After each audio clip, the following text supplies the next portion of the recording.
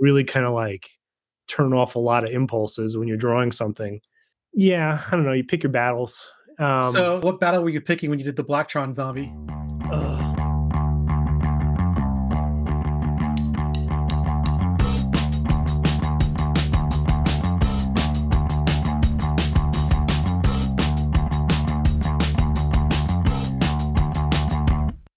Bring me the next shiny new thing. Bring me the next shiny new thing. Bring me the next shiny new thing. Bring me the next shiny new thing.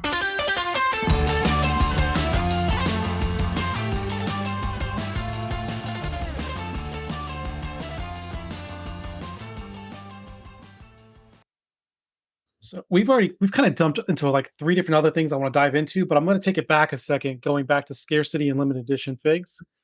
And a lot of folks may not know about this particular promotion, but we discussed this back in episode 4 of Citizen Brick Explained, and we were talking about Cocaine Bear.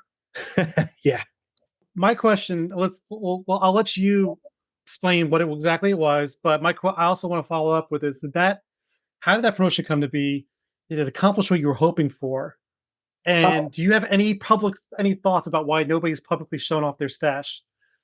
Oh, this is how kind of like solvent addled my brain has become over the years. Well, but this was an email that I'm surprised I got one. To be honest with you, I don't know what the qualifier was, and I got that email saying, "Hey, you can do a blind bidding on this Cocaine Bear. We've got 5 of one color, I think, and 3 of another." 3 and 2, I think. It was 5 Okay, yeah. total. I think we made 6. I kept 1 for myself, and then there's 5 others floating out there.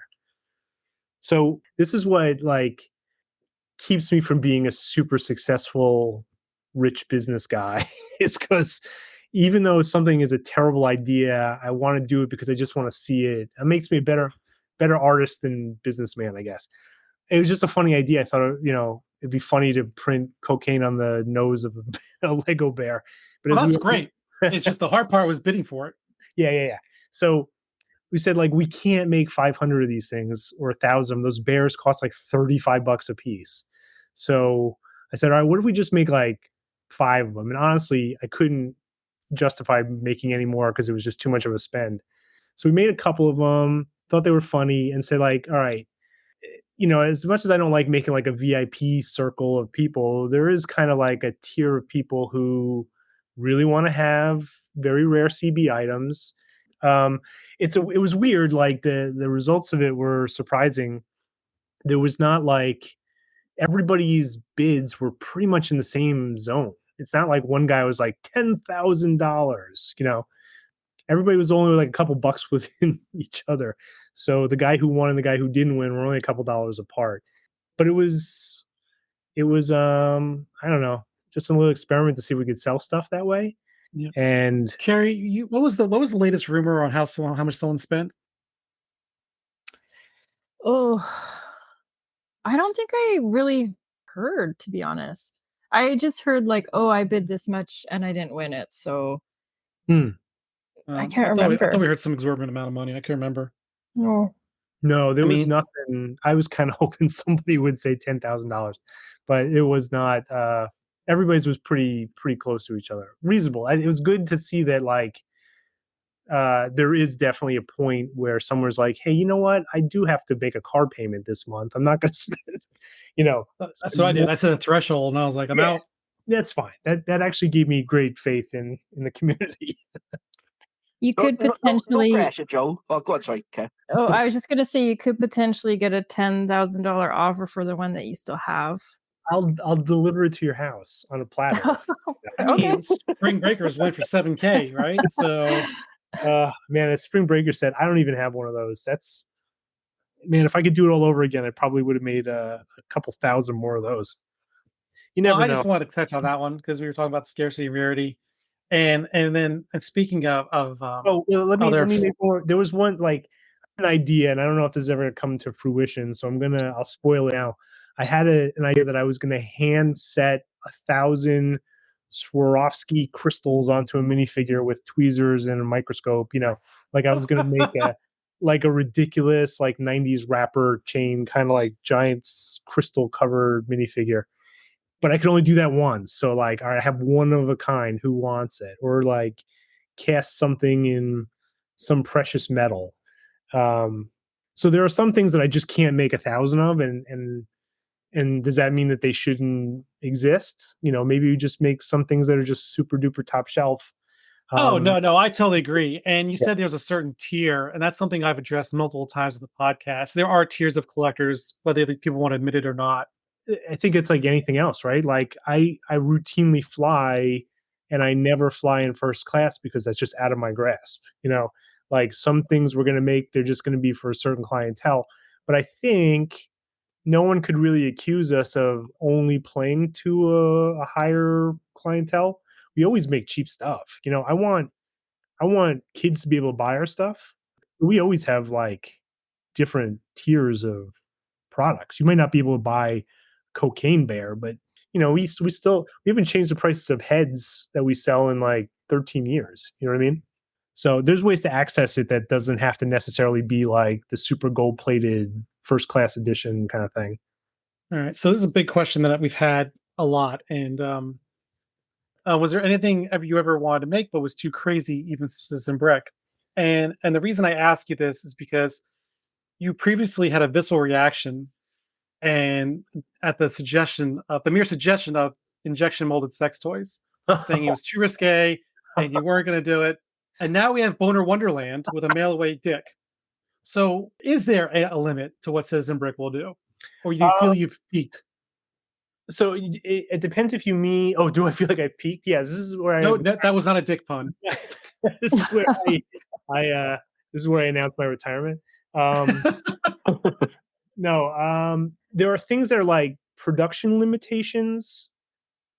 That's always a thing. Like that is my favorite kind of problem to wrestle with because we have to like wait.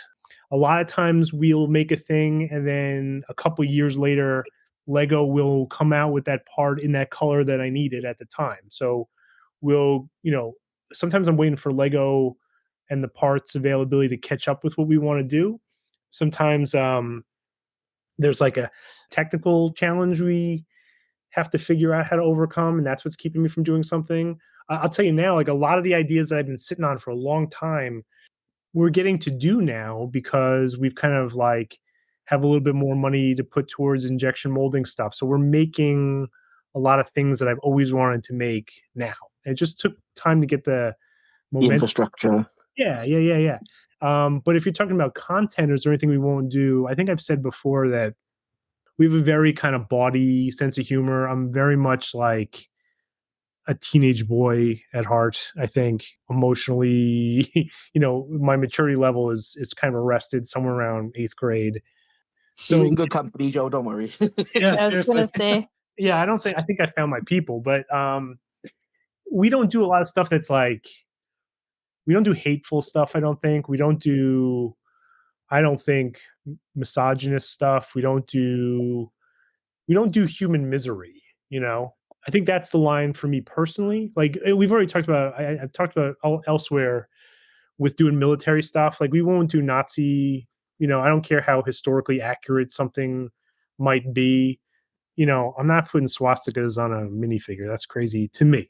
So yeah, there's those kind of like boundaries that I have for myself, but this all started by putting nipples on a minifigure. So that kind of like childishness is very much up my alley. But I'm not sure if I answered your question, but No, you did. It was just a very interesting retrospective because I did my research and listening to old interviews and stuff and seeing Joe then and Joe now. And I mean, but if it's just a technological, leap, then that's all it is. But how was the response to the Boogie Nights giveaway, the mail order giveaway? You might want to give some background on that. I don't think everybody knows about it. Oh, okay. All right, sure. Dubbed Boner Wonderland. It was a 5-fig set. Yep. Yeah. 5-fig set based on the cast of the Mark Wahlberg movie Boogie Nights. In the back of on the back of the packaging, there was a card you can cut out, just like the back in the 80s days of old, and send that in, and then they will mail you back a special molded piece, which is iconically associated with that movie about porn. So it's screen accurate. it's screen accurate. So basically, you get a mail order dick. Mail order Lego dick. Yeah. So if this doesn't get you on Lego's radar, I don't know. They're pretty cool. I mean, they're European, right? They're pretty cool about yeah. adult themes.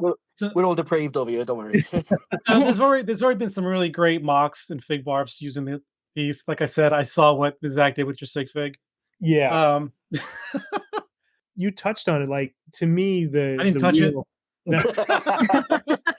we were making these jokes all yesterday to Brett as well about the little Lego peanut suits. I'm a little concerned that no one is talking about the craftsmanship of it, how finely made it was.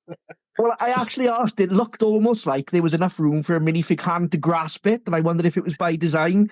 But Zach told me that unfortunately it doesn't fit a minifigure hand, and I was really crestfallen about that. Yeah, well, you and me both. I was having a Goonies moment with the statue in the beginning. It's like, can you turn it upside down? No, I will say that was all right, because it was a question of proportion, that if we made it to be completely gripped in a minifigure hand, honestly, I was kind of afraid of what people would do with it if it was more functional like that. I wanted to pose it like they were talking on a phone. Exactly. That's immediately came into my mind. That was it. I just thought I need to do this. Honestly, I just had like in the thought bubble over my head when we were drawing it was just Dash Bricks being like, "What is he going to do with this? Oh yeah. How can we limit the function of it?" You'd have Dickception because he'd have that helmet thing he just built. The penis head. Yes.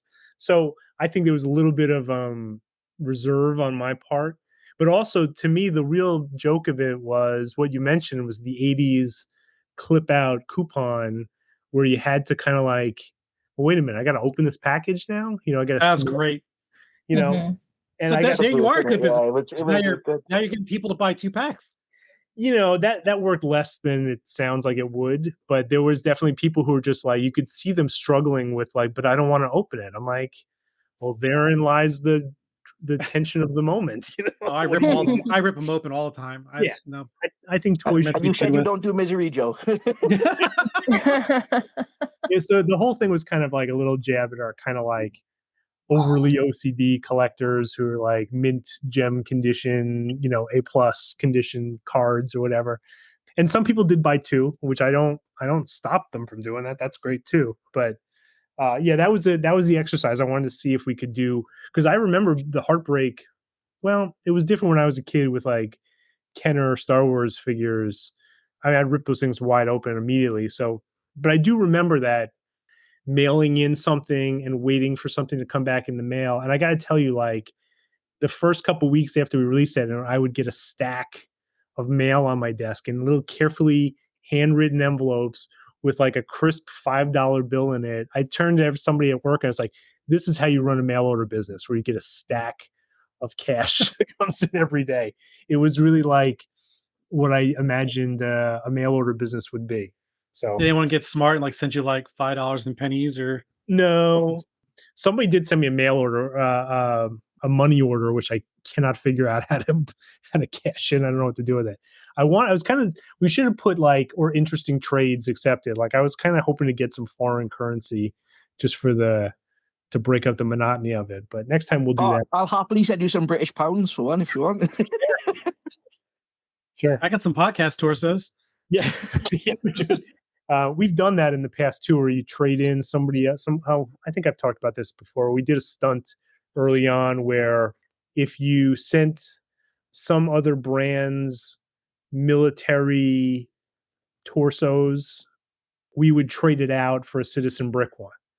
And kids would just send like gallon bags full of like other people's brand stuff just to swap it out and get, Citizen Brick stuff in exchange, which was a stunt. And it got us a lot of sworn enemies from it. But it is, I do like doing those kind of mail-in campaigns. It's my favorite thing. When you think of the subject matter as well, what you're actually waiting to receive. Yeah. It's funny. I remember when you first announced it, I said I've never been this interested in a penis since the one that's attached to me. You know what I mean? It's we're all discovering new things about ourselves. That's great. That's what we want to do. Well, I personally didn't order it because I just like, oh, I don't really need dicks and tits in my minifigures right now. But now the FOMO's hitting just talking to you. You Now I feel like I need you to go never buy know it. when you need. You never know when you need it. Better to have and not need than need and not have. Yeah. Plus, How was it actually received though, Joe? Because this interested me. I noticed when it was first unveiled that if there were a few comments on the post on Instagram, even from sort of long-standing CB collectors, where they sort of like, this ain't it. No, this ain't what I like, you know. And I'm thinking, does it surprise you when people don't accept something as well as you'd expect them to? I mean, to me, it seemed like it was right on brand for CB, you know. yeah, But no, I honestly, I think I'm of two minds about it, right? Because I like to. This is where my own impulses to work against me. Like I think it's a little bit of that kind of. I love when I get angry parents. You know, this is outrageous. How could you do such a thing? And I don't think we do terribly controversial stuff. I do think it's funny. And it's always amazing to me when someone goes, "This is absolutely outrageous." I always think it's more of a them problem than a me problem. It's not sexual until they make it sexual. yeah, Mhm. Just a Right. dick. Right. So, I gotta tell you, like, honestly, I was expecting more of a backlash, and we didn't get it. So maybe either at this point, the people who are with us have already been kind of like tempered to our sense of humor. I can see if that's the first thing you've ever seen from Citizen Brick, that you might be like, "What are we doing here?" But but no, I think most of our customers kind of get it, and that's cool. So it was kind of like I don't want to say anticlimactic, but there was definitely no protest outside of the building or anything. So Yeah, that's funny because you did get a lot of publicity for the meth lab. yeah, well, that was like ahead of And its then in time, I guess. right, but then out of today's political climate where everything's outrage culture and entertainment news, Yeah, who you'd knows? think Who there'd be knows? some sort of, conservative movement that's gonna pick up on this and run with it. I don't know. We'll see. Maybe I got to try harder. Maybe I'm getting Yeah, soft. Maybe it's time to yeah. start making I need some some really Lego butt controversial plugs. stuff. Yeah, yeah. It's time for a Hitler You did abortion clinic set or something. you know what I'm curious about? Are there misprint penises out there? Yes. And that just came from like changing the plastic in the machine. The first couple of them came out this really terrible gray, gangreney swirl color that someone So who was S someone tried Zombie to dick. buy, and I said like, "You can't have these. I can't have these out in the world." So I STD edition. yeah, they were pretty gnarly. They look like a health class book. Oh, So I kind of like I kept them. I was like, I should grind these up now, but like, no, I'll save them for later. They go in my special reserve. like a Next museum of auction. oddities. They're all diseased. Yeah, they're pretty gross looking. So I don't know. so the with those you do have collectors of yours that will collect literally anything, and I'm curious. A lot of these folks have been introduced into the Hall of Fame, the CB Hall of Hmm. Fame. Yeah, yeah. Is that still happening, and how did that all start? And I'm not going to ask what the qualifications are. I know people want to know, but I don't want people to start collecting with that being their target. They should be collecting because they Yeah, no, enjoy the it's product. not it's so much more ambiguous than that. And I don't mean it to be, it's really just my own kind of capricious nature about stuff. It started just because like, I don't know, it's like a couple of things it's like a combination lock. Like a couple of numbers need to line up in a certain correct order to unlock an idea for me. And part of it was like, I want to do something really fan appreciation ish. I want to it's a little stunty, to make a full on hefty piece of metal. And I also want to see if I could figure out how to make a medal. That was all of it. So those three things kind of like locked in and go, okay, let's make this really over the top Olympic size bronze medal. Which came out. We contacted a mint up in Minnesota that made them for us, and they're really great. They're really pretty cool. I hope to be buried with one around my neck one day. But there was no. It just kind of started as like, are you like a good dude, and are you like not really like, do you have the biggest CB collection? But it's also just like, are you a good member of the community? And I think if you look at the track record of most people who I've given them to over the years, they're just like a good booster for not just Citizen Brick, but for like custom Lego. the kind of people that are good about trading stuff. I like, stories get back to me and they go, oh man, this guy like always makes sure that, you like the yellow heads. So somebody's always looking out to make sure you get some of the good ones if they come across and that kind of stuff. So it's more just like, I hear about things second and third hand. I go, a general consensus. And there is kind of like a little subcommittee of people that I refer to, a little quorum where I go, hey, is this guy good, or gal, of course? Is this a good person? Are they good dudette? And if everybody goes, yeah, I like them, then it's like, okay, here's a ridiculously oversized medal. Now, has that bitten me in the butt a couple of times? Yeah, for sure. Yeah. I remember that story. Yeah. Yeah. This is why we can't have nice things. Long story short, somebody who once received a Hall of Fame medal didn't appreciate it and disrespected it. And yeah. And gave it away or sold it or whatever. Sold it, whatever. It's fine. But yeah, it was just supposed to be literally what it was, just a token of our gratitude for being like an enthusiastic CB fan. It's not we don't give them out a lot. In fact, I do give them out and don't make a big deal of it anymore. So there's a couple people who received it who we didn't post about, just because it was like a friendship kind of thing for me. I don't want it to be some sort of like tier that people feel like, well, why did he get one and he didn't get one? Are there some people that are like Pete Rose and they're just never getting in the Hall of Fame despite their record-breaking achievements? Maybe. That's my prerogative, I guess. It's like challenge coins or something. Like, it's just like, oh, hey man, we really appreciate this, and it seemed like a cool idea at the time. Oh, I'm very familiar with challenge coins. I'm ex-Army, so I've got a large collection of them. And when you quantify an achievement as a checklist, it really does lose its value. So, well, it's like I like the idea. I like the idea of it being a multifaceted. Yeah. I mean, we do the big shot figure every year, which has become its own little cottage industry kind of thing.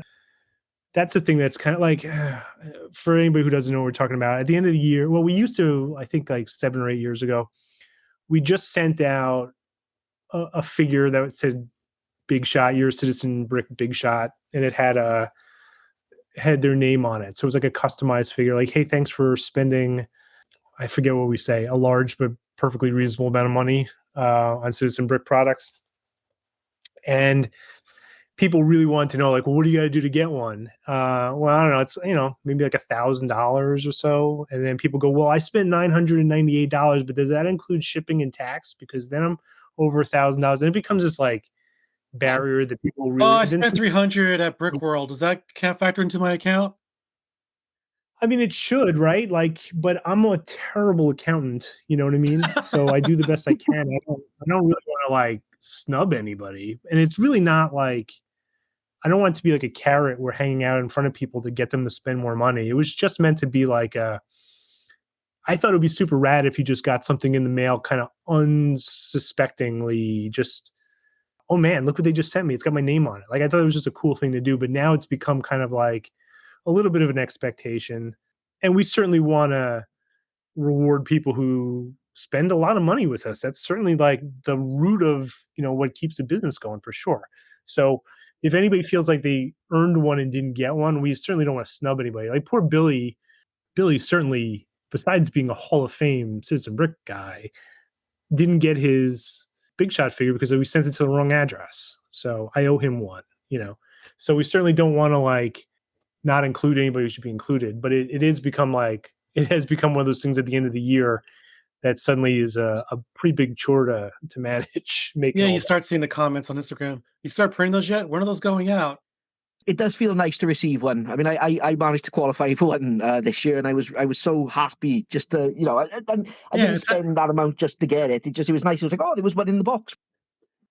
So I just got my first one this year, and I thought it was a big deal. And I got really confused when I started seeing people putting them on eBay. I hate that. and like there are folks that are like trying to collect them all or whatever, and I'm just like, well, if I can't buy a big shot figure because I didn't earn it. That's my feeling. Stolen valor. Yeah, exactly.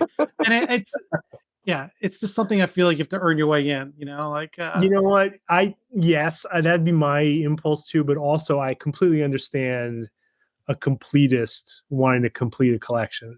I think a big part of my, business is preying on that impulse. I think so.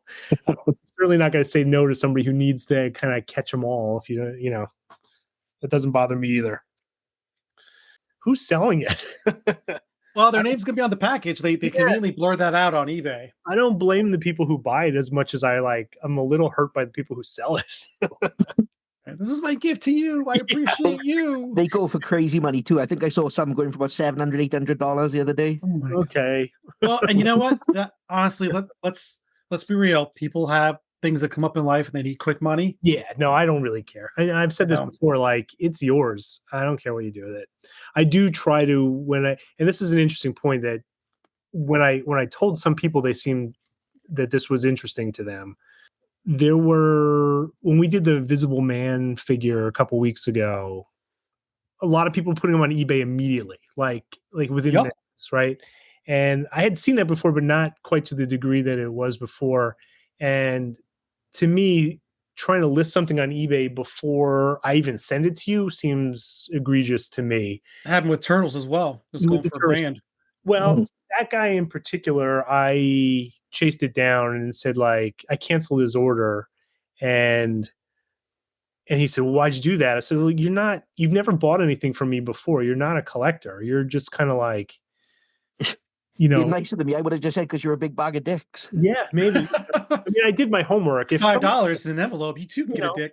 If someone is like a collector, or if you go on their eBay and they're not selling any other eBay, they're selling like pet stain removal kits or something. They're not, to me, that's just like, sorry, dude, you can't swoop in here and So this is an excellent segue into something I want to talk about because let me preface this by saying that there was a time you were telling a story about a fresh batch of neutral heads that you had that were sitting there on the rack, and you jokingly turned to an employee and said, "We're changing lives, man." Maybe it sounds like me. So now you actually are changing lives or have changed lives because you did a campaign to raise funds for Ukraine with the President Zelensky fig. Yes, we did do that. And it kind of caught this little wave of virality that was a little bit was 100% out of my doing. We don't have like a publicist or anything like that. We did a figure.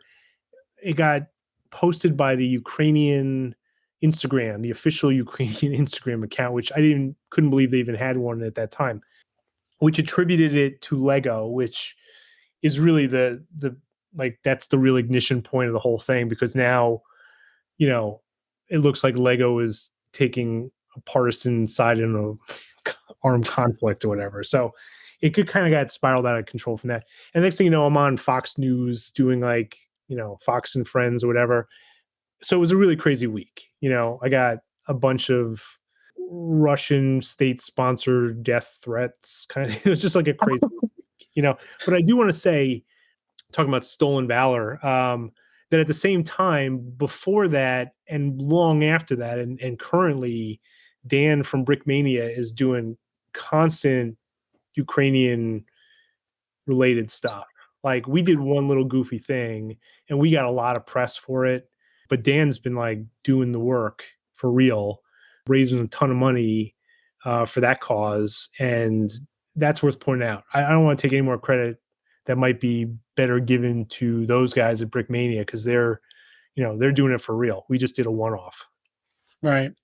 But the reason I bring that up is because that was part of what I call the perfect Lego storm, because it was during the heights of COVID, right? Yeah. It's when the Wall Street Journal was putting out articles about the investment potentials of Lego and how it retains value. You had people at home losing money, looking for a way to make money.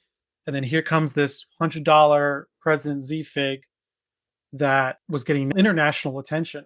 These people that you say like will buy this turtle set and try to sell for 1,000. I wonder if that window opened up and exposed you to those types of eBay folks looking for the next quick flip. And I'm curious. I feel like they're still around, not as much as before, but it seems like they're still around. I still see on eBay a number of folks that have like a few things that are still listed on the website, Yeah. trying to charge an exorbitant amount of money. And then I look through all their previous sales, and it's all like shit I can find in my garage. It's like, Armor All and Yeah. Yeah. Yeah. bookshelves and some baseball cards, and it's just storage wars essentially. Yeah. So my question to you is, has the President's Eats Fig, has it affected your business in the long term? Did it bring a lot of new steady customers into CB, or do you feel it was just that little rush of flippers that were coming in looking for a way to make some money? I don't know the overlap of the two things. Like I think we got a huge amount of publicity from that, and that may have caught some people who go, "Oh, hey, custom Lego, who knew?" I don't think that anybody stuck around, who wanted to support that charitable project and then said, "You know what? I also love everything they do." So I don't know that we got like a bump of people that stayed with us forever, but I think it was going in an upward trajectory anyway. So it's hard to tell.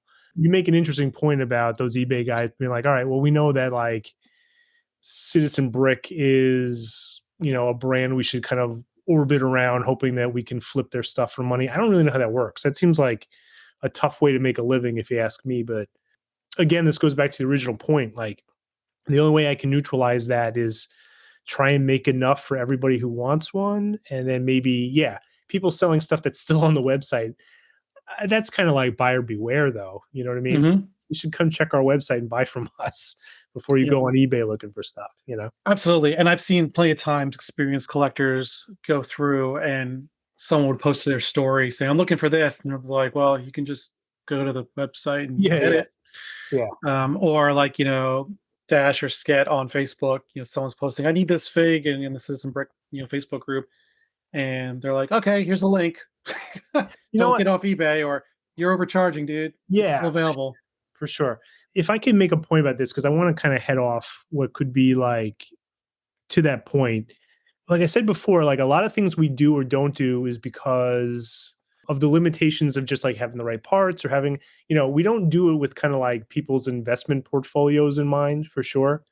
So this speaks to like reissuing stuff or reprinting stuff. And I'd be curious to know like your opinion on what the community kind of feels about that, because there are some things that we couldn't reprint for whatever reason that maybe we could now. And to some people, they go, oh, cool, maybe I can get that CB set that I couldn't get before. But there's probably a handful of people go, oh, well, there goes my 401k. You know what I mean? It seems to be that when we reprint some stuff more often than it used to be, someone gets really bent out of shape because it's like I hurt the value of their eBay store or whatever. So, Phil, you got a question about that? Because I think what the mustache is on, right? Well, yeah, Philip, I was going to say, speaking of someone who's a bit newer to CB than a lot of the older fans, I would say that I would definitely be happier with you reprinting, and that anyone who is upset shouldn't have built their house on sand, should they? That's what I would. But I can appreciate if I was in the other situation, then I probably would think differently as well. So, that's just me being salty. But yeah, I spent literally a year trying to track down a mustache zombie. I'm not the most well connected, so I know some people probably could have done it within a few weeks. But I spent forever and forever. And finally, Zach managed to get hold of one for me, funnily enough. And literally about a month after I secured that, you reprinted them. I'm not salty, Joe, I swear. That's interesting.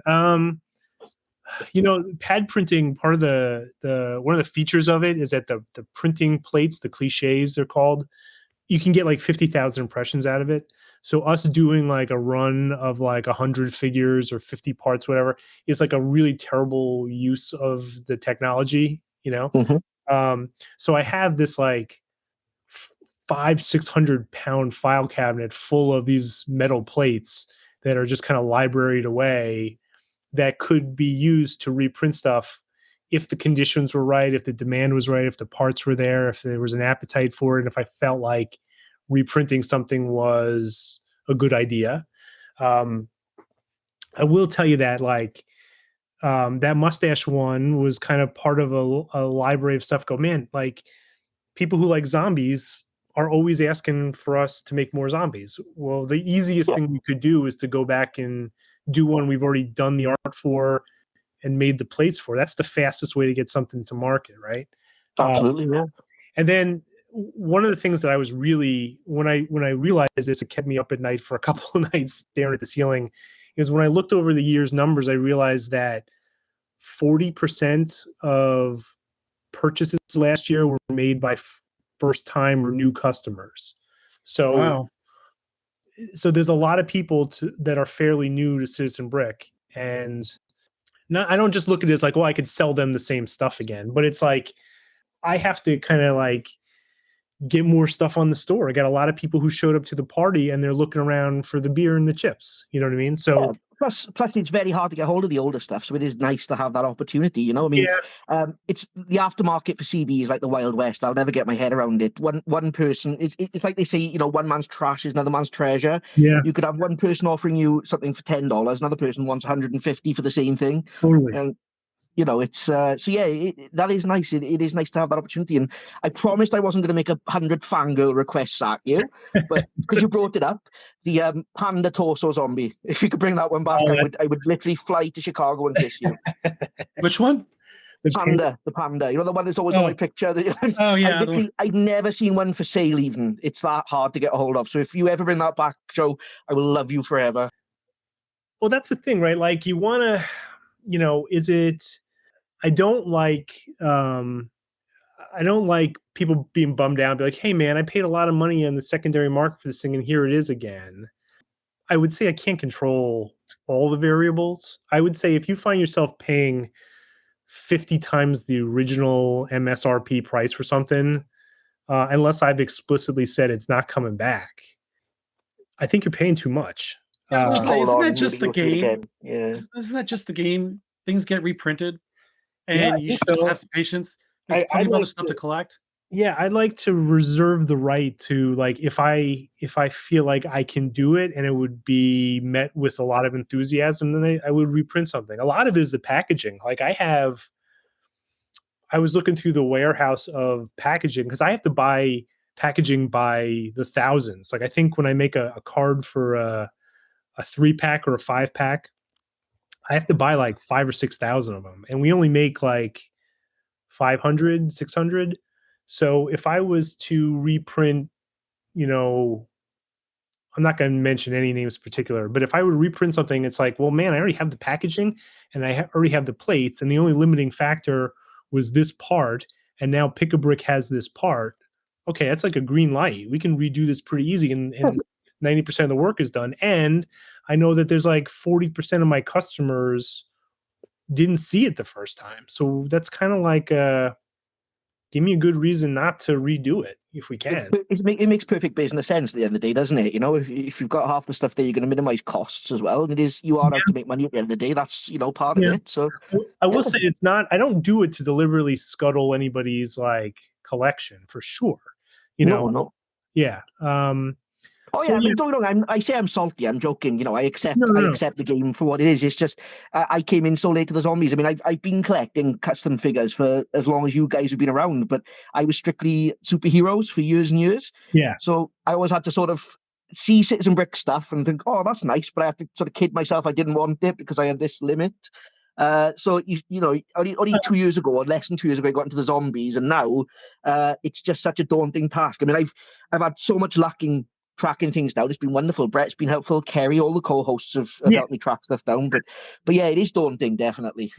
Good. Okay. I knew when you said you were being salty that you were kind of kidding, but there's some people who've been explicitly like, this is outrageous. Why would you reprint something that you ran out of stock of? You know, so I don't know. I think it's just the game. I think they just need to, I mean, I try to stay neutral in these matters all the time, but honestly, people need to get the fuck over it because it's a little gatekeep as a new collector as well. I had the same thing, like Phil, the mustache zombie. Like I finally got one, and then they were reprinted. And as it was like, oh man, I shouldn't have paid that much for it. At the same time, I was happy to buy, you know, a few more for like $5. And a lot of times I bought like 4 just to sort of make up the cost of the first one. A lot of times a lot of times if we just in the nature of like remaking something, there's either a way that I could do it a little better or a little differently, or like sleeves. Like I don't think we're ever going to go back to printing the sleeve right on the arm, because now we have the molded sleeve. So anything that, if we were to do a V2 I of love the something, sleeves. thanks. I do too. I just had 2 pairs arrive Saturday that I ordered, 3 Oh, pairs that cool. arrived. So I think It's like funny that you mentioned improving, Joe, because funny enough, the striped zombie torso, you reprinted that at the same time as the mustache head, and yeah, a lot of people didn't notice, but I noticed there was back printing on it yeah, now, but it wasn't on the first version. yeah. I mean that's kind of like I like to think like that's, without getting too artsy about it, like that's my prerogative. Like, oh, I think I can do it better. I'm going to do it better. So there's almost always like some cosmetic difference between V1 and V2. Very few things are like Nice. reprint. So if you want to be like a real hardcore collector, I could tell you the difference between, oh, that's the first one we did, or that's the second one. Exactly what you said. Like we couldn't do back printing. It wasn't economically, it wasn't like as required as it is now. Yeah, definitely. But Yeah. back, 10 years ago, everyone was happy just to have torso print on the front and a face. That was Totally. it. You know? Totally. Yeah. So, I mean, there are some things that are like, man, we got the packaging and I want to redo this and it's pretty easy and we could do it. So let's redo it. So heads up if I do that, that's why. I'd like to really quick go back to the President Z Fig, because you Mhm. mentioned that it was misattributed to Lego at one point, which kind of got you, a little bit of attention that you probably didn't want. And I know you stay away from licensed products because, again, you don't want to get those cease and desist letters. But I was curious if you had any concerns about that regarding the recent turtle pack that you did. You know, um, this is again me being like a better artist than a businessman. Like I don't think I live by as strict of a code as some people think I do. Sometimes um, the thing that wins ultimately is the thing that makes me laugh the most. I mean, that's really the only governing principle. I'm like lawful, you know, I don't know. I'm like chaotic neutral about a lot of stuff. Like I don't want to cease and desist. And in my mind, there's a lot of compartmentalization about something. Like to me, it's funny to see if I can draw things in that classic style. I'm not the first guy to come up with that. I like, I was a kid in the 80s. I like the idea of making something classic style. That's kind of it's a little bit of you know, a thing that people do now, custom Lego guys. I like it. I'm not a guy who invented it for sure. So I wanted to make a classic style turtle. Um, and I really kind of drew it. One day I'll show like how many drafts of it I did. It's kind of hard to make something look like it was made by Lego in 1986. It's like you have to really kind of like turn off a lot of impulses when you're drawing something. So yeah, I don't know. You pick your battles. So what battle were you picking when you did the Blacktron zombie? That was We waited for this. man, I wish my lawyer was here. Hey, you know what? You said you didn't want the questions ahead of time. No, you're If you don't want to talk about it, Joe, we can cut it. no. But You took my answer. basically, for those listening, the Blackatron spaceman, I guess astronaut, Astro Zombie, it was called, Astro- wasn't it? it was called the Astro Zombie by Citizen Brick. It was basically a zombified version of a classic Lego design that was pulled shortly after it was released. Yes. It disappeared from the website rather quickly. Yeah. For no other reason than I just kind of sobered up the next morning and go, hey, wait a minute, man. Like, I got mine. yeah. Yeah. So there wasn't an actual there wasn't a threat or anything. It was No. second guessing yourself, was it? No, nothing like that. One of the things, because I have this like maybe self-destructive impulse towards trying to solve a technical problem, there's a kind of ink that Lego used, and we have access to a similar color, let's say, but that color out of the can is not the same as the Blacktron logo. there's some doctoring to it, and just as a kind of a technical exercise, I wanted to see if I could like, how do I get that color? And sometimes my pursuit of trying to figure it out and make it the same blurred what the advice the lawyers would have given me at the time. Like, hey, dude, maybe you should stop. So this is a very Jurassic Park moment where it's like, you're so busy wondering if you could, you didn't stop. Yeah, If you should. Do you know that like this is according to like the Secret Service, who's in charge of counterfeit money, that like every really good counterfeiter gets caught because they have to tell somebody because they want people to know how With good the they are. acknowledgement. Yeah. Like return into the scene of the crime. So Yeah. They just like, they can't stand that it's no one's noticing that it's not real. So they tell people and then they get busted for that. So I may have just done that here. I'm not sure. Thanks for bringing it up. Between now and the time I publish this, if you have second thoughts, I can No. entire I'm segment. just kidding. No, I think we're okay. So speaking of Lego, and I promised this last time I'll bring them up. Have you gotten any other further validations or any sort of anecdotes about your stuff hanging around their office?